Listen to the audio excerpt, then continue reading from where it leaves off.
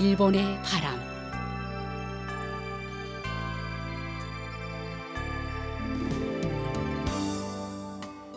청취자 여러분 안녕하십니까? 일본 정부가 전해드리고 있는 방송 일본의 바람입니다.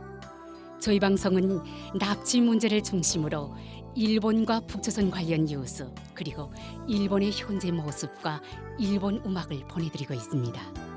아시다시피 일본과 북조선 사이에는 일본인 납치 문제가 여전히 해결되지 않은 현안으로 남아 있습니다. 북조선에 의해 납치된 일본인 가운데 5명은 돌아왔지만 그 밖에 많은 피해자들은 생사 여부조차 모르는 채 아직까지 고향으로 돌아오지 못하고 있습니다. 일본 정부는 북조선 측에 모든 피해자들의 안전을 확보하고 그들을 즉각 귀국시킬 것을 강력히 요구하고 있습니다. 일본과 북조선은 이웃에 있음에도 불구하고 아직까지 공식적으로 외교 관계를 맺지 못하고 있습니다. 일본 정부는 불행했던 과거를 청산하고 납치 문제를 비롯한 여러 현안들을 해결해 국교 정상화를 실현시킬 방침입니다. 그래서 저희 방송에서는 일본과 북조선 사이에 가로놓여 있는 가장 중요한 과제인 일본인 납치 문제를 중심으로 다루고 있습니다. 그럼 오늘도 마지막까지 함께 해주시기 바랍니다. 먼저 일본의 바람 뉴스입니다.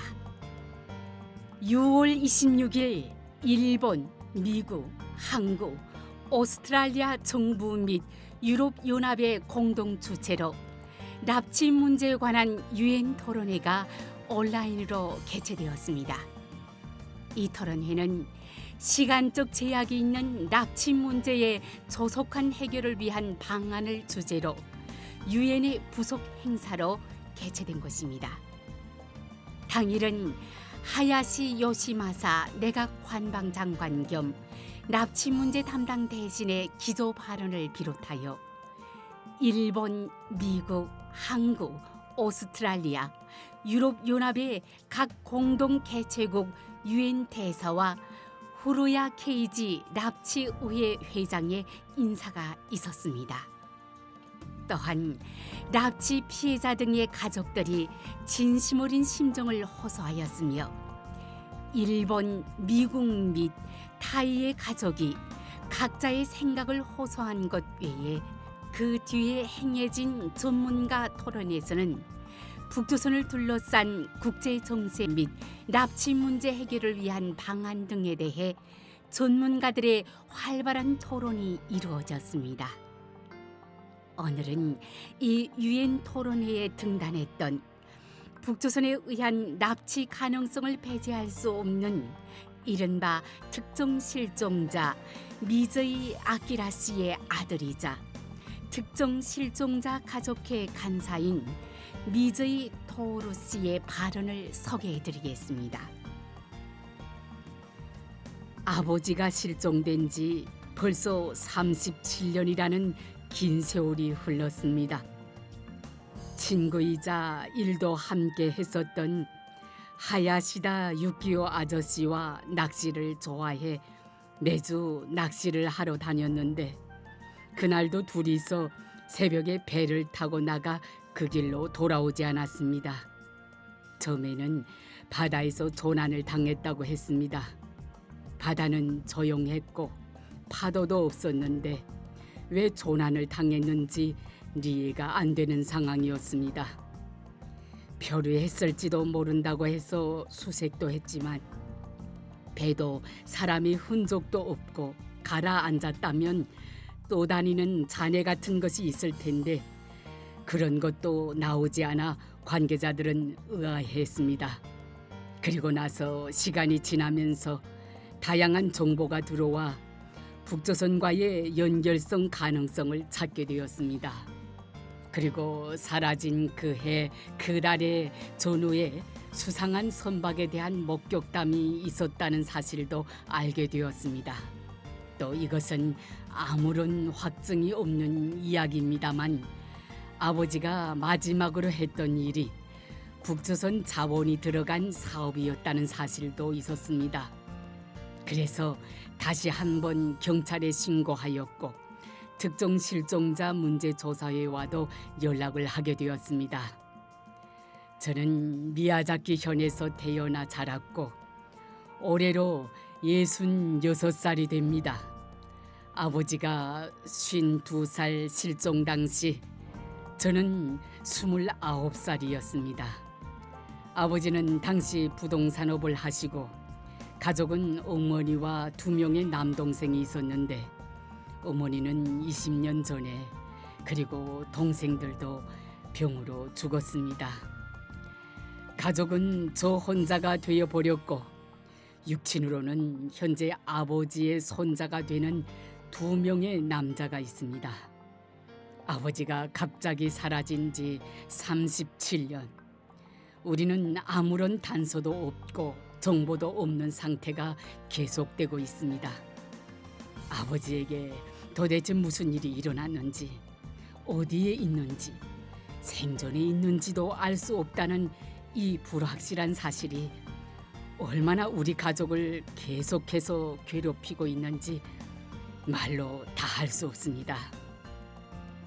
그동안 일조간의 스톡홀름 합의 등 해결을 위한 움직임이 있을 때마다 기대를 해왔지만 유감스럽게도 거기에서 구체적인 변화는 하나도 없었습니다.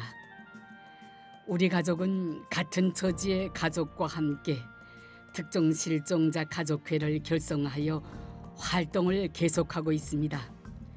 그러나 활동 중에 들려오는 이야기는 고령화가 진행되는 가족들의 부고 소식뿐입니다. 해결을 기다리는 동안 구출을 바라는 가족 자신이 억울한 마음을 품은 채 세상을 떠난다. 이것이 납치 문제 해결에 시간적 제약이 있다는 현실이고 무엇보다 마음을 저리게 하는 것입니다. 일본 정부는 역대 총리와 납치 문제 담당 대신이 반드시 해결하겠다고 강력하게 약속해 왔습니다. 그런데 죄송하지만 솔직히 그 약속이 이루어진 적은 한 번도 없습니다. 말로만은 우리 가족의 고통은 치유되지 않고 시간은 시시각각으로 지나가고 있습니다. 우리는 정부가 좀 더 직접적이고 구체적인 접근 방식을 북조선에 취했으면 합니다. 일본이 그리고 일본을 대표하는 정치 일꾼, 예를 들면 수상이나 내각 성원을 역임했던 분들이 직접 북조선에 가서 직접 얼굴을 맞대고 협상해 주었으면 합니다. 최고위급 일꾼이 나서지 않으면 사태는 안 움직이지 않을까 싶습니다.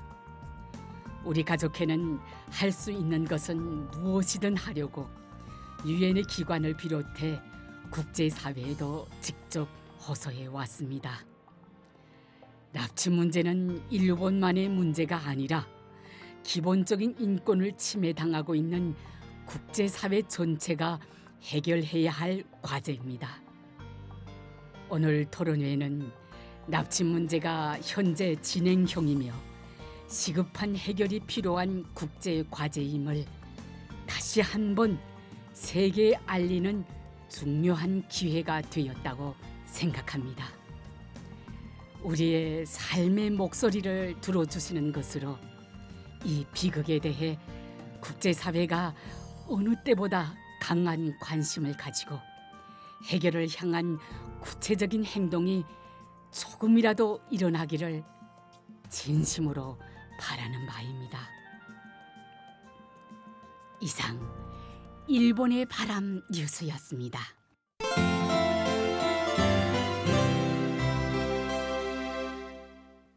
이어서 일본에 살고 있는 북조선 출신자의 일본 문화 소개 코너를 보내드립니다. 북조선의 청취자 여러분, 안녕하십니까? 오늘의 일본 문화 소개 코너에서는 최근 전 세계의 주목을 받고 있는 첨단 기술 생성식 인공지능과 일본 내 도입 상황에 대하여 소개해 드리려고 합니다. 요즘 들어 일본은 물론 세계 각지에서 인공지능 기술의 활용이 비약적으로 확대되고 있습니다. 그 중에서도 생성식 인공지능은 오늘날 과학기술 발전을 상징하는 존재라고 해도 과언이 아닙니다. 이 기술을 잘 이해하지 못하면 급변하는 시대의 흐름에 뒤처질 수 있다는 우려의 목소리도 높아지고 있습니다. 최근 발표된 해외 기업의 조사 결과에 의하면 생성식 인공지능을 선도한 챗GPT의 전 세계 사용자 수는 23억 명을 돌파하였다고 합니다.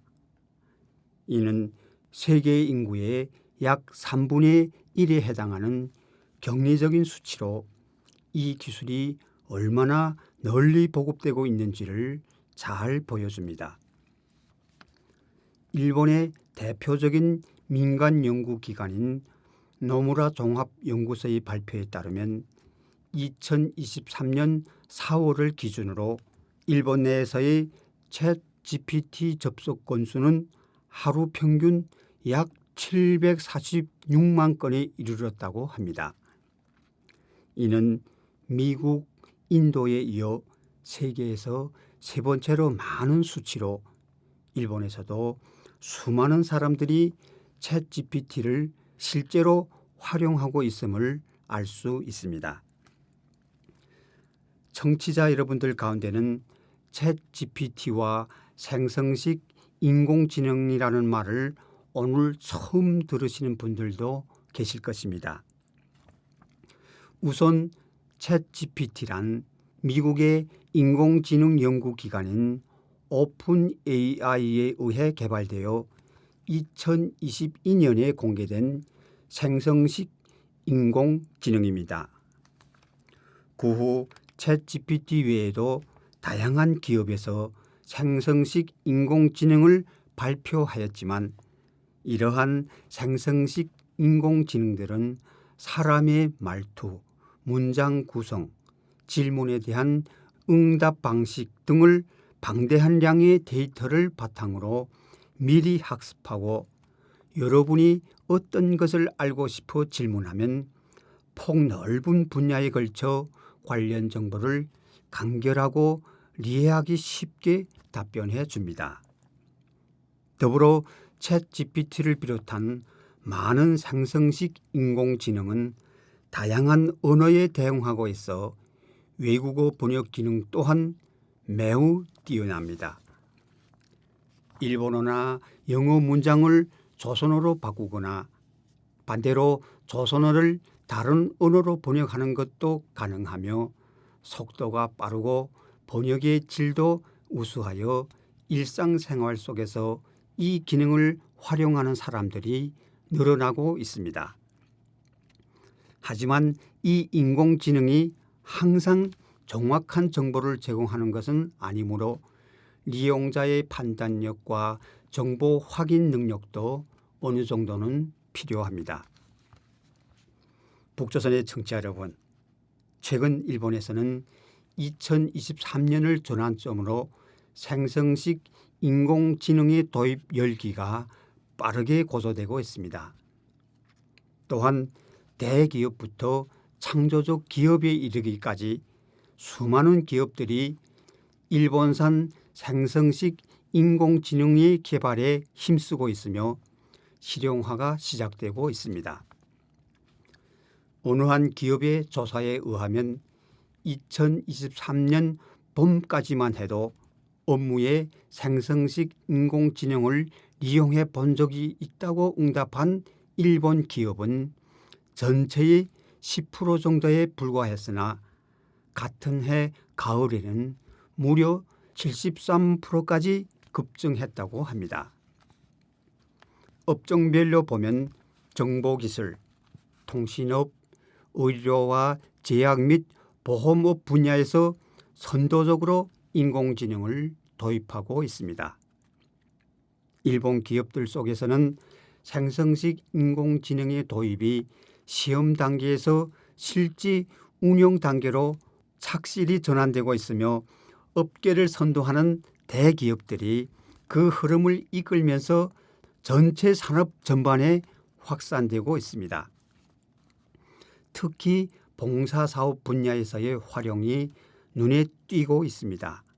수요자가 기업에 문의할 때 대화형 인공지능이 초동 문의를 처리함으로써 전화 상담원들의 부담을 줄이고 수요자의 대기 시간도 줄이는 데 큰 도움을 주고 있습니다.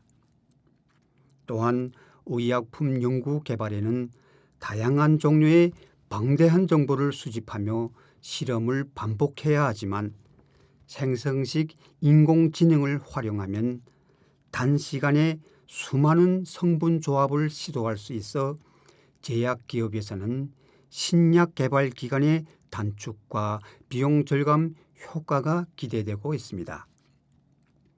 그 밖에도 소매 분야의 한 대형 기업에서는 매장의 판매 자료와 인터네트상에서의 소비자 반응을 분석함으로써 신제품 기획과 관련된 작업을 크게 줄일 수 있게 되었다고 합니다. 또한 광고 기획에 있어서도 생성식 인공지능의 조언을 활용하는 기업들도 있으며 그 가운데는 실제 사람 대신 생성식 인공지능으로 만들어진 가상인물을 상품의 광고에 기용하는 사례도 있습니다. 이 생성식 인공지능이 만든 가상인물의 사진은 언뜻 보기에는 실제 인물과 구별이 어려울 정도로 정교하게 만들어져 있습니다. 게다가 내부 문서 작성, 요약, 번역 등의 작업에 생성식 인공지능을 활용함으로써 노동시간 단축에 기여하고 있는 기업이나 지방자치단체도 있는 것으로 알려져 있습니다. 이처럼 일본 사회는 생성식 인공지능의 도입을 통해 과거에는 상상도 하지 못했던 변화를 경험하고 있습니다. 저 개인적으로도 생성식 인공지능의 하나인 챗 GPT는 일상생활의 믿음직한 동반자로 되고 있습니다. 일기예보나 건강정보, 과학지식 등 다양한 생활 정보들을 이 인공지능에 질문하여 배우고 있으며 대화를 나누다 보면 마치 친구와 이야기하는 듯한 기분이 들기도 합니다. 때로는 고민 상담을 하면 따뜻한 위로와 조언을 해주기도 하며 실수했을 때는 부드럽게 지적해주면서 격려까지 해줄 때도 있어 이 인공지능의 생활에서 진정한 의미로서 동반자로 되고 있다는 것을 실감하고 있습니다. 북조선의 청취자 여러분, 오늘 소개해드린 챗 GPT 등 생성식 인공지능은 앞으로 우리 생활을 근본적으로 바꾸어 놓을 수 있는 가능성을 가진 중요한 기술입니다. 이러한 변화의 흐름을 정확히 이해하고 슬기롭게 대비해 나간다면 보다 풍요롭고 유익한 삶을 가꾸는 데 큰 도움이 될 것입니다. 오늘의 일본 문화 소개 코너에서는 최근 세계적으로 큰 관심을 모으고 있는 생성식 인공지능과 일본에서의 도입 상황에 대하여 저희 체험과 함께 소개해 드렸습니다. 일본 문화 소개 코너를 청취하고 계시는 북조선의 청취자 여러분, 대단히 감사합니다. 안녕히 계십시오. 이상 일본 문화 소개 코너였습니다.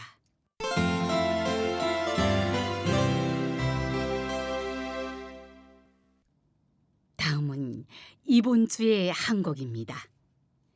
이번 주는 1993년 히트곡 자두의 흔들리는 마음과 1988년 히트곡 지기의 글로리아 두 곡을 보내드리겠습니다. 그럼 들어보십시오. 실제 단파 라디오 방송에서는 이 시간에 음악을 보내드리고 있으나 이 인터넷판에서는 저작권 문제로 음악 연주를 생략하겠습니다. 양해해 주시기 바랍니다. 자드의 흔들리는 마음, 지기의 글로리아 두 곡을 보내드렸습니다.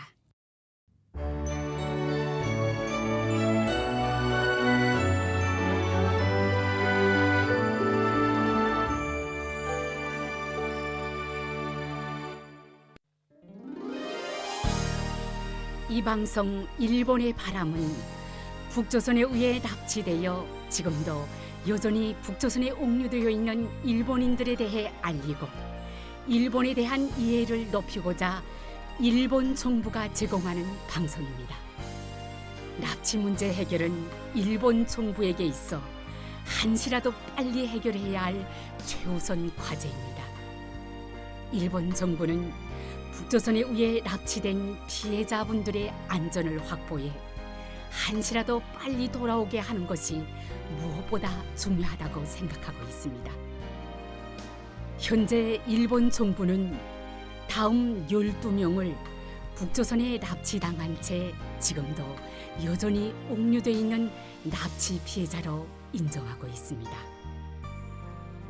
쿠메 유타카 씨, 요코타 메구미 씨, 마츠모토 교코 씨, 타나카 미노루 씨, 타구치 야에코 씨, 이치카와 슈이치 씨, 마스모토 루미코 씨, 소가 미요시 씨, 이시오카 토오루 씨, 마츠키 카오루 씨, 하라 타다 아키 씨, 아리모토 케이코 씨, 그리고 이 밖에도 납치 가능성을 배제할 수 없는 사람들이 있을 것이라는 인식하에 일본 국내외로부터 정보를 수집하고 관련된 조사 및 수사를 강력히 추진하는 등 진상 규명을 위해 최선을 다해 노력하고 있습니다.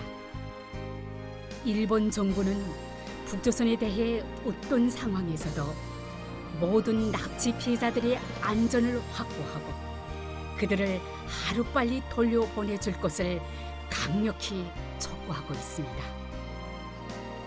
납치 피해자에 관한 정보를 갖고 계신 분들은 어떤 정보든 좋으니 저희 쪽으로 보내주실 것을 당부드리며 아울러 납치 피해자들의 안전 확보를 위해서도 협조를 부탁드리는 바입니다.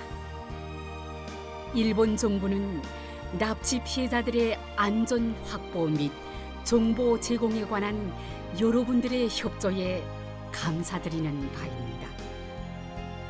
그럼 헤어질 시간이 다 된 것 같네요. 다음 시간에 또 뵙겠습니다. 안녕히 계십시오.